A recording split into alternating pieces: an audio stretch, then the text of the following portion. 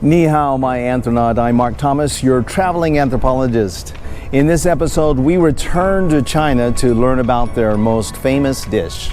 But before that, we have breaking news. Where did the word chopstick come from? I'll have the answer for you swiftly.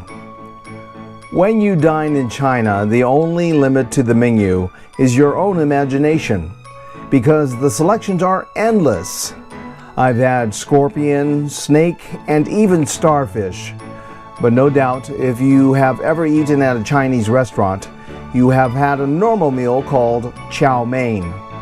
That is actually a mispronunciation of the actual Yue Tuashanese word chow mein, meaning stir-fried noodles. There are many ways to serve this dish, which tend to vary geographically. The noodles are its foundation, which may be either steamed or crispy. Your chef may then add spices, meats, or vegetables, and then you may choose from a myriad of other ingredients. The versatility of chow mein is what helps make this dish so popular. Be sure not to confuse it, though, with chop suey, which is also a dish comprised of miscellaneous parts and bean sprouts, but it doesn't include the essential noodles at its core.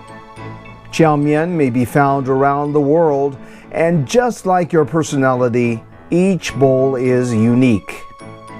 Now back to our breaking news.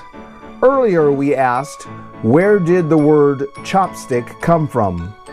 It appears to originate from the Chinese Pidgin English chop chop, meaning quickly, or the word chow chow definition for food. If you're ready to get some chow, then please like, comment, and share this video, and then go to my blog, anthronauts.com, to help prepare your own Chinese cuisine.